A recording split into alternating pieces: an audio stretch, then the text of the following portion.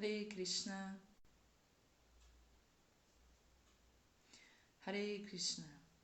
Bom dia. Então vamos iniciar mais um estudo do Shri Chaitanya Charitamrita. Jaya Jaya Shri Chaitanya Jaya Nityananda Jaya Advaita Chandra Jaya Gura Bhakta Vrinda Jaya Jaya Shri Chaitanya Jaya Nityananda Jaya Advaita Chandra Jaya Gura Bhakta Vrinda Jaya Jaya Shri Chaitanya Jaya Nityananda Jaya Advaita Chandra Jaya Gura Bhakta Vrinda. Então, hoje nós vamos estudar o Adi Lila, capítulo 7, versos 89 e 90. Então, o Bengali diz o seguinte: Sweda Kamparo Macharu Gadgada Vai Varnaya Umada Vishada Dhairya Garvarashadanya Itabhave Prema Bhakta Ganere Nachaya Krishnera Anandamrita Sagari Bhasaya. Tradução e significado dados por sua divina graça Sri Bhaktivedanta Swami Srila Prabhupada. Então a tradução é a seguinte: transpiração, tremores, arrepios pelo corpo todo, lágrimas, arrepios nos pelos do corpo, lágrimas, voz vacilante, aparência enfraquecida, loucura, melancolia, paciência, orgulho, alegria e humildade. Estes são vários sintomas naturais do amor estático por Deus, que faz com que o devoto dance e flutue em um oceano de bem-aventurança transcendental enquanto canta o Mahamantra Hare Krishna. Então, significado da Prabhupada. Shri Jiva Goswami, em seu Priti Sandarbha 66, explica este estágio de amor ao Supremo. Bhagavat Priti Rupa Vriti Mayadi Maina Bhavati Kintarti Swarupa Shakti Anandarupa Yadyananda Paradhina Shri Bhagavan Apiti. Da mesma forma, no 69º texto, ele oferece explicações adicionais. Tadevam prite lakshanam chittadravas tasya charoma harshadikam kanchandit jatepi chittadrav roma harshadike vanachedya shaya shuddhis tadapi na bhaktehe samyag avirbhava iti gyalpitam ashaya shuddhi nama chanya tatparya parityagaha priti tatparyam cha atta evanimita swabhaviki chit então visheshanam. O amor transcendental por Deus não está sob a jurisdição da energia material, pois é a bem-aventurança transcendental e a potência de prazer da Suprema Personalidade de Deus. Como o Senhor Supremo também está sob a influência da bem-aventurança transcendental, quando alguém entra em contato com tal bem-aventurança por amor a Deus, seu coração se derrete e os sintomas disso são arrepios, etc. Às vezes, uma pessoa se derrete e manifesta estes sintomas transcendentais, mas ao mesmo tempo não se comporta bem em suas transações pessoais. Isto indica que ele ainda não atingiu a perfeição completa na vida devocional. Em outras palavras, um devoto que canta em êxtase, mas depois de dançar e chorar, parece atraído pelos assuntos materiais, ainda não alcançou a perfeição do serviço devocional, que é chamado de Achasya Shuddhi, ou a perfeição da existência. Então vejam que Srila Prabhupada citou Jiva Goswami, o Priti Sandarbha, os textos 66 e 69, e aqui ele está elucidando toda a citação, dando os significados. Aquele que atinge a perfeição da existência é completamente avesso ao prazer material e absorto no amor transcendental por Deus. Portanto, deve-se concluir que os sintomas estáticos de Achasya Shuddhi são visíveis quando o serviço de um devoto não tem causa material e é de natureza puramente espiritual. Estas são características do amor transcendental por Deus, como afirma o Srimad Bhagavatam, canto 1, capítulo 2, verso 6. Savai punsham paro dharmo yato bhakti adokshaje haituki apratihata yayatma suprasidati. A melhor religião é aquela que faz com que seus seguidores fiquem extasiados no amor a Deus, que é desmotivado e livre de impedimentos materiais, pois somente isso pode satisfazer completamente o eu. Om Agyanati Mirandasya Yanam Janam Shalakaya Chakshuru Militandina Tasmai Shri Gurave Namaha Nama Om Vishnu Padaya Krishna Presthaya Bhutale Shrimati Hridayananda Goswami Tinamine Namaste Guru Hansaya Pramananda Medase Prabhupada Pramodaya Dushta Siddhanta Nashine. Então aqui Adilila Chaitanya Charitamrita, Adilila 7, capítulo 7, versos 89 e 90. Vou repetir a tradução. Transpiração, tremores, arrepios nos pelos do corpo, lágrimas, voz vacilante, aparência enfraquecida, loucura, melancolia, paciência, orgulho, alegria e humildade. Estes são vários sintomas naturais do amor estático por Deus, que faz com que o devoto dance e flutue em um oceano de bem-aventurança transcendental enquanto canta o Mahamantra Hare Krishna. Pessoal, bom dia. Então, mais uma vez, obrigado. Convite para Bupara Vioma, para eu estar aqui hoje com vocês na ISKCON Rio de Janeiro. Muito interessante essa passagem, belíssima.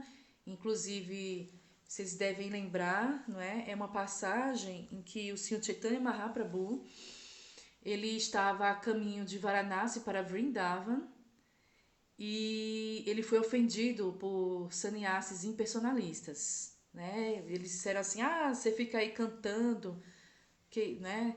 Não estudou Vedanta, então ele foi ofendido. E Chandrasekhara e Tapanamishra falaram: nossa, o senhor foi ofendido desse jeito, eles estavam revoltados. Enfim, aí essa passagem exatamente é quando o Sr. Chaitanya, esse verso que nós lemos hoje, com sintomas de amor estático, é uma fala do Sr. Chaitanya Mahaprabhu, onde ele está explicando para Prakashananda Sarasvati quais são os efeitos de cantar o Mahamantra Hare Krishna. Coisa mais linda. Então ele está explicando os efeitos. E aqui Srila Prabhupada, de uma maneira muito assertiva, muito elucidativa, ele explica pra gente, citando nada mais nada menos que Jiva Goswami, né? Então, eu vou citar aqui de novo esse trechinho do significado de Srila Prabhupada, que é pra gente frisar bem. Então, às vezes, uma pessoa se derrete e manifesta esses sintomas transcendentais. Ela sente êxtase, né? Sente alegria ilimitada, pode verter lágrimas, os pelos se arrepiam. Pode sentir esses sintomas. O Sr. Chaitanya descreveu para Prakashananda Sarasvati como efeitos do canto do Mahamantra Hare Krishna. Mas Prabhupada, citando Jiva Goswami, diz: às vezes a pessoa ela pode se derreter e manifestar esses sintomas, mas ao mesmo tempo não se comporta bem em suas transações pessoais, ou seja, nos seus relacionamentos interpessoais. Que inclusive isso é um princípio que Rupa Goswami coloca no Bhakti Rasamrita Sindhu, que o devoto ele não pode ser negligente com suas relações ordinárias, né? Então não se comporta bem, ou seja, não se comporta de uma maneira exemplar nas suas relações interpessoais, né? Então é muito interessante que às vezes a gente pode questionar, nossa, né? Fazendo uma autoanálise, uma autoavaliação, nosso próprio processo, ou algumas vezes observando nossos irmãos, nossos colegas, praticantes de Bhakti Yoga, a gente diz, mas a pessoa está cantando Hare Krishna, né, mas não se comporta bem. Prabhupada explicou, citando Jiva Goswami, é porque esta pessoa ainda não alcançou a perfeição. Ainda, nós não alcançamos a perfeição. Nós estamos trilhando a jornada, estamos no processo. Que essa perfeição da existência é chamada aqui por Jiva Goswami de Achasya Shuddhi, né? Shri Prabhupada citou um trecho grande de Jiva Goswami e depois ele comentou, traduzindo, obviamente. Então, a perfeição da existência é Achasya Shuddhi, certo? Agora vejam mesmo, feita essa breve contextualização do Chaitanya Charitamrita, aqui que é uma citação, é uma fala do próprio Chaitanya Mahaprabhu, a gente pode fazer uma reflexão também sobre essa questão da alegria e da felicidade. No nosso âmbito ocidental, nós temos uma obra dentre tantas que falam sobre felicidade. E eu gostaria de citar brevemente a obra A Ética Nicômaco, de Aristóteles. Por quê? Porque nesse livro, Aristóteles ele elabora questões relacionadas à felicidade, certo? Então, basicamente ele fala de alguns níveis sobre felicidade. Vamos pensar. Um desses níveis por exemplo, se alguém está com fome, um prato de comida é felicidade. Se alguém está com frio, um cobertor é felicidade. Ou seja, ele mede com o nível de satisfação. Aí depois, Aristóteles diz que existe um outro nível de felicidade, de satisfação, que é a felicidade política. Como assim? É aquela em que o indivíduo social, integrado ao seu meio social, interage e age de uma maneira proativa para o bem da sociedade. E uma vez agindo assim, ele passa a ter o reconhecimento social, portanto político, das suas ações. Isso também seria um nível de felicidade e satisfação. Aí depois ele fala que outro nível de satisfação, de felicidade, é a da contemplação, né? Então, é a contemplação, é a integração com a natureza. Então, literalmente isso. Mas vejam mesmo, fazendo uma análise disso, nós vimos que no Bhagavatam, no segundo canto, agora, não, é logo no iniciozinho, logo no início do Bhagavatam, onde Shukadeva Goswami explica os níveis de compreensão de Deus. Então, Shukadeva Goswami no Bhagavatam, obviamente, né, ele dá o significado último. Porque enquanto Aristóteles para na questão da contemplação, da integração com a natureza, Shukadeva Goswami explica, esse é o primeiro nível, na verdade, do transcendentalista, onde ele, observando a natureza tangível, ele vê a grandiosidade, ele sente a grandiosidade de Deus, né? Vendo o quê? Vendo a floresta, ouvindo os pássaros, vendo as nuvens, o sol, a lua, a natureza tangível, as colinas, as montanhas verdejantes. Então, a beleza da natureza tangível, em Shukadeva Goswami explicando para o Maharaj Parikshit, é também um nível de transcendência em que o transcendentalista ele se integra à natureza tangível, à natureza visível, perceptível pelos sentidos materiais. É o que Shukadeva chama de Virat Rupa, a forma, né, grande forma universal, no conceito de Shukadeva Goswami. Então, aí ele vai adiante, obviamente, né, se explicando sobre Paramatma, sobre Bhagavan, finalmente. Certo? No Bhagavatam. Agora, assim mesmo, ainda trilhando uma análise sobre essa questão da felicidade, da satisfação, por exemplo, se nós trazermos à tona uma reflexão sobre um poema, né, de uma poetisa brasileira, que é Cecília Meirelles, que há quem diga que ela bebeu na fonte das Upanishads. Mas tem uma passagem de um poema dela que é motivo, cuja estrofe é a seguinte. Ela fala assim: Irmão das coisas fugidias, não sinto gozo nem tormento. Atravessa as noites e dias ao vento. Então, nessa estrofe eu quero recortar o segundo verso. Não sinto gozo nem tormento, né? Porque isso vem ao encontro do que o Senhor Krishna nos explica na Gita. Lembrem-se daquele verso. Matra sparshas tu kaunteya. Shitoshna sukha dukkha daha. Agama pai no nityas tans titikshasa bharata. Então, titiksha, aquele sábio que, não é, o sábio tolera, titiksha é tolerar. O que? Sukha e dukkha, que é o que a Cecília colocou, não é? Sukha, gozo, alegria, satisfação, e tormento, dukkha, tristeza. Tristeza. Então, felicidade, tristeza, gozo, tormento. Esse binômio, né? Logicamente, façamos análise da nossa vida prática. Né? A vida, a alegria, a satisfação, os momentos satisfatórios não são estáveis. Nunca serão. É um eterno subir e descer, né? Então, às vezes a coisa está lá embaixo, a tristeza apareceu e depois vem uma notícia gloriosa, né? E a gente, então, se depara com a possibilidade de se alegrar. É assim, né? Então, Krishna, ele já explicou isso, né? Então, tudo que os filósofos dizem, por exemplo, aqui, né, em Ética Nicômico de Aristóteles, o Bhagavatam já disse, já explicou, né, em toda a sua inteireza e profundidade.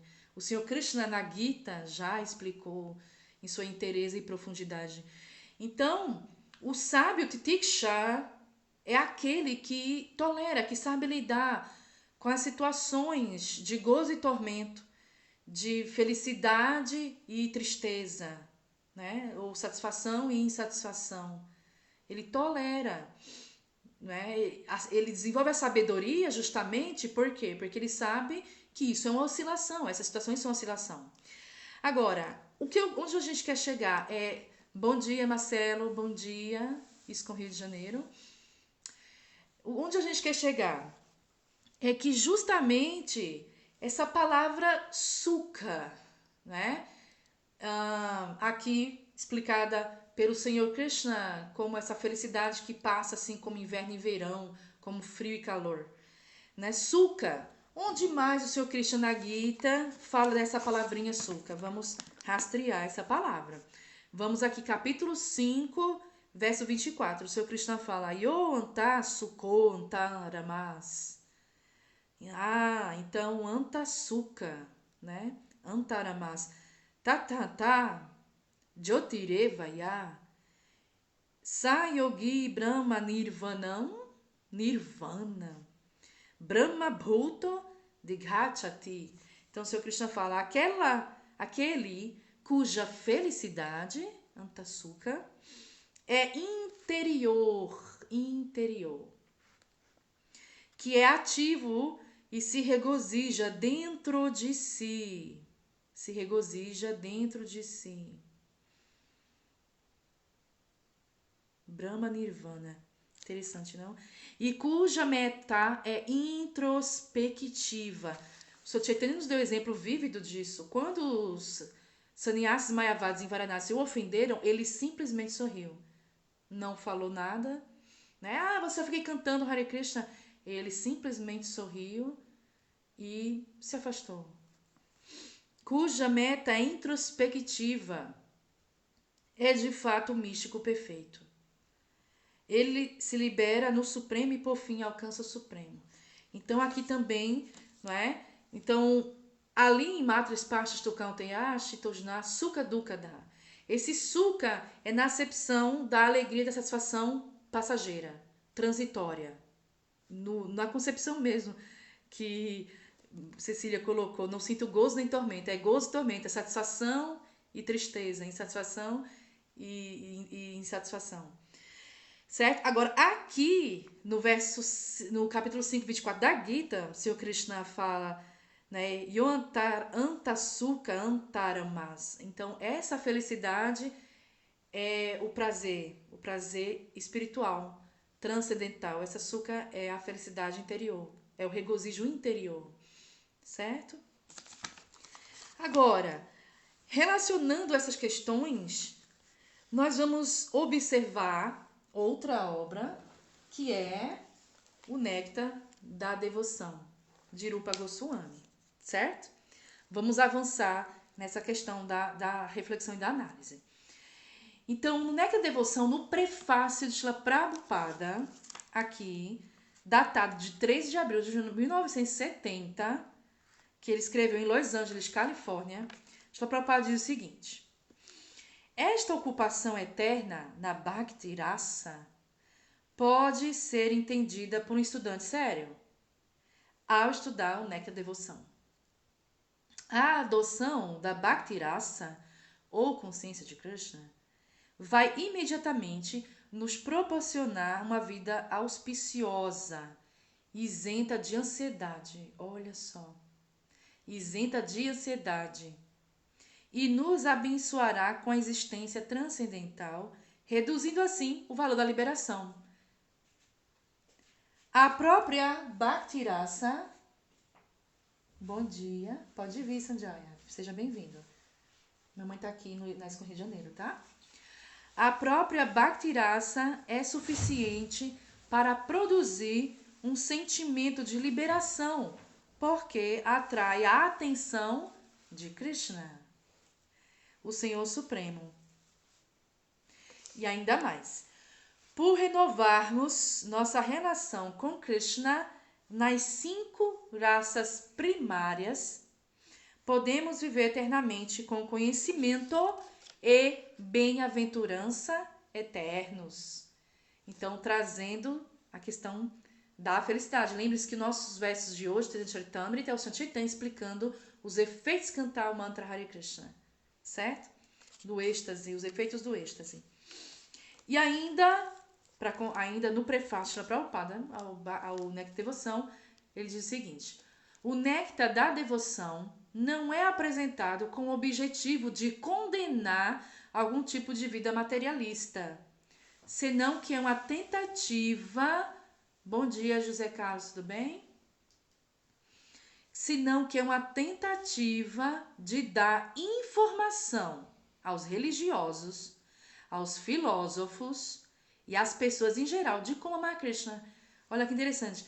Não é uma apresentação com o objetivo de condenar algum tipo de vida materialista, mas é de dar informações a essas pessoas de como elas podem se aproximar e amar Krishna. Então, nesse sentido, nesta acepção, literalmente porque Rupa Goswami segue os passos de Chaitanya, né? Aqui no Néctar, no Bhakti Rasamrita Sindhu. Então, ele explica a diferença entre Brahmananda e Sandrananda Visheshatma. Brahmananda é o prazer, o regozijo interior, baseado na luz, no Brahman, certo? Que é o que os sannyasis lá de Varanasi sentiam. E que eles achavam que isso era a felicidade última. Por isso, criticaram o Sr. Chaitanya Mahaprabhu quando viram o Sr. Chaitanya Mahaprabhu. Mas Rupa Goswami explica que isso é um nível de regozijo interior, a Brahmananda, que é a felicidade no Brahman, né? Na energia espiritual, que tudo permeia, tá bom? Através de vários processos de controle mental e dos sentidos. Mas Rupa Goswami explica um outro nível de felicidade. E que nem todos estão preparados para sentir. Nós, muitas vezes, não estamos, é óbvio, porque estamos na jornada, nos preparando para absorvermos tanta felicidade, tanto êxtase. Né? Vocês lembram do significado de Srila Prabhupada, o verso de hoje? A pessoa pode sentir um pouquinho assim, um pouco de êxtase, mas ainda não age bem, certo? Aí, Rupa Goswami explica esse Sandrananda Visheshatma. O que é isso? Srila Rupa Goswami diz que se a Brahmananda, ou a felicidade se tornar uno com o Supremo, é multiplicada por 1 trilhão, ainda assim não pode ser comparada com uma fração atômica da felicidade que se obtém do oceano do serviço devocional. Me diga se nós estamos preparados para sentir tanto, né? É um direito nosso. Porque Srila Prabhupada ele trouxe o conhecimento justamente para a gente se aproximar e amar Krishna. Mas estamos preparados para tanta alegria, para tanta felicidade? Agora, Srila Prabhupada explica o que é esse Sandrananda Visheshatma. No Hari Bhakti Sudodaya, enquanto agrada o Senhor Nrsimhadeva, com suas orações, Pralada diz o seguinte: meu querido Senhor do Universo, estou sentindo prazer transcendental em sua presença e fundi-me no oceano de felicidade. Agora, considero que a felicidade da Brahmananda, comparada com este oceano de bem-aventurança, nada mais é que a água contida dentro da marca que a pata da vaca deixa na terra. Viram? Então a vaquinha passou, deixou a marquinha lá na terra, choveu, encheu ali. Então, essa é a felicidade de Brahmananda. E Pralada está falando de Sandrananda, que é o oceano. Analogamente, está confirmado no Bhavarta Dipika, que é o comentário de Sridhara Swami ao Srimad Bhagavatam.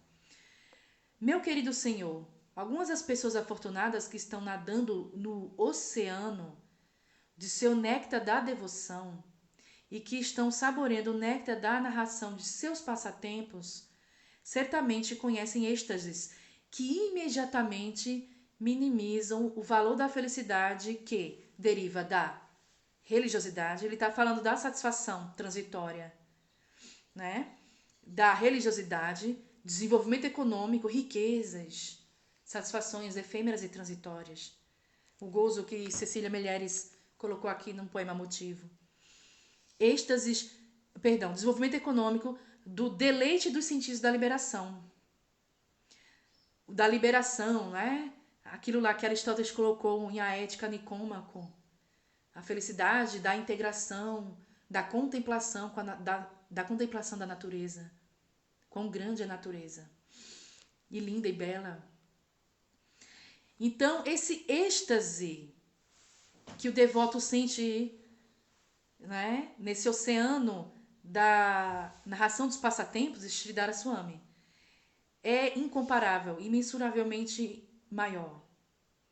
Tais devotos transcendentais consideram que qualquer tipo de felicidade, diferente da felicidade do serviço, não passa de palha na rua. Então, olha só, Pralada Maharaj fala que a felicidade de Brahmananda é a água contida na marca deixada pela pata da vaquinha, e Sridhara Swami diz que essa felicidade transitória e efêmera é palha na rua.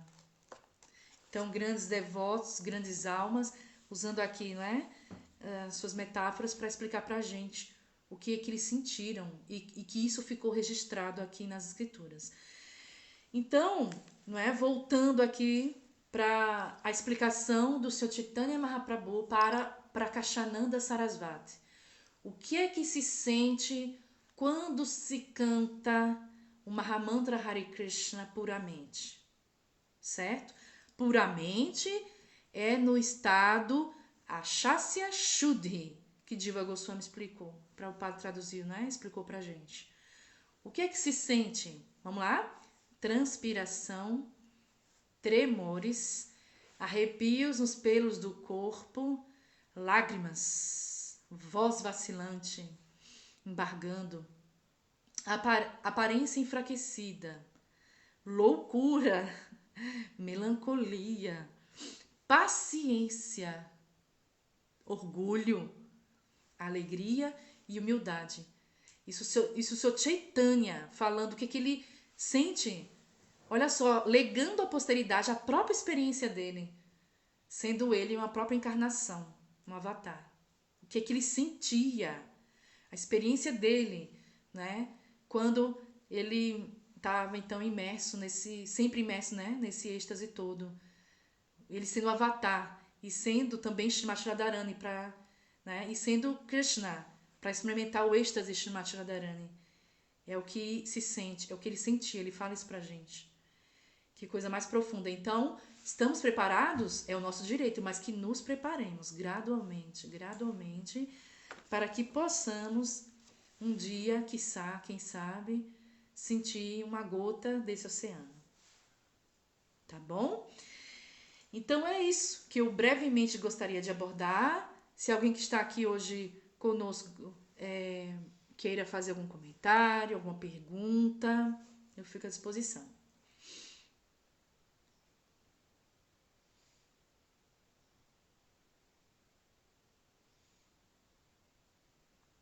Não temos? Então, muito obrigada pela oportunidade. Ah, mas eu esquecendo. Gente, antes de pergunta, como podemos melhorar a qualidade do nosso serviço devocional? Boa pergunta, viu, Marcelo? Então, Marcelo, é vontade, né? É a gente colocar essa buddhi, a inteligência, pra gente ir trilhando, né? A jornada, despistando, assim, como é que eu posso dizer? Maia, né? Que a gente sempre ouve, mas o quanto que a gente realiza isso pra gente despistar as distrações, de uma maneira equilibrada, de uma maneira gradual, certo? Então, inclusive, a gente fala muito essa questão de Maia, né? Mas assim, de uma maneira muito equilibrada, a gente precisa pensar mesmo, se debruçar, viu, Marcelo? Sobre essas instruções e averiguar o quanto nós estamos internalizando, o quanto nós estamos assimilando, internalizando essas instruções, viu? E, logicamente, um princípio basilar, crucial para a vida do Bhakti Yogi é se aproximar de um devoto avançado, de uma pessoa que já está lá na frente, tá? Ou seja, um mestre. Tudo bem?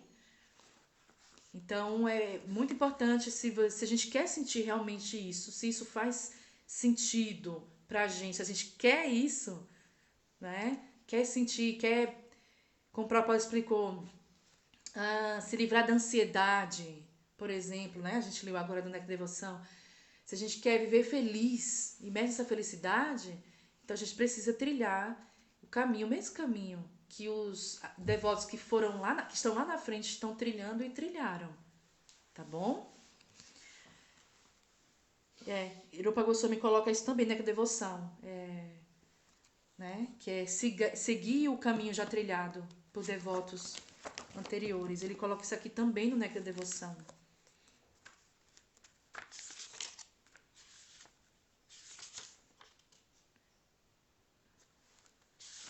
Tem um termo dele muito interessante, tá? Eu queria falar para vocês. Sim, que um dos resultados do serviço devocional é Kleshagni, é alívio da aflição material, tá? É um efeito. Por isso que Bhakti Yoga, Marcelo, é ciência.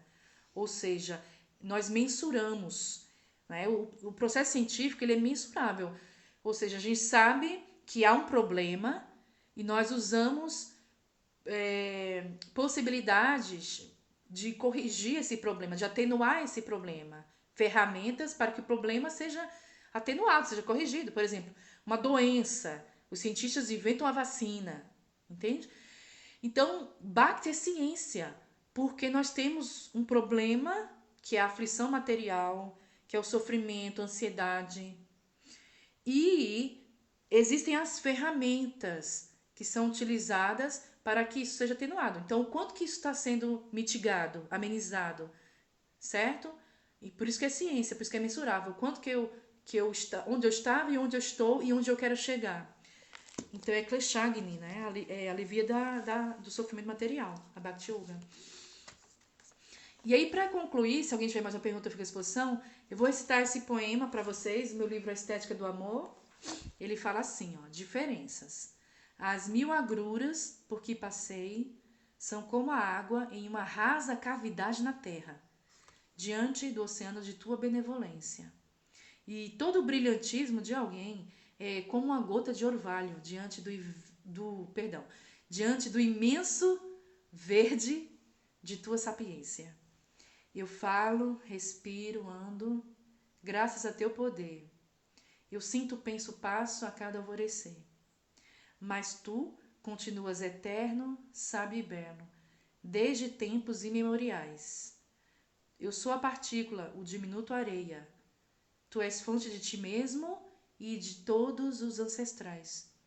Eu estou aquém de minhas próprias lembranças, meus prévios crepúsculos. Mas tu não te esqueces de nada e mantém-se em trabalho a nós e o mundo. Então, é um poema para o Senhor Krishna, né, intitulado Diferenças, sobre esse aspecto diferencial entre a entidade viva e Deus. Então, muito obrigada, um excelente domingo para vocês, uma excelente semana que vai se iniciar. Todos gostam da Prabhupada, vamos continuando lendo sempre os livros da Prabhupada. Hare Krishna.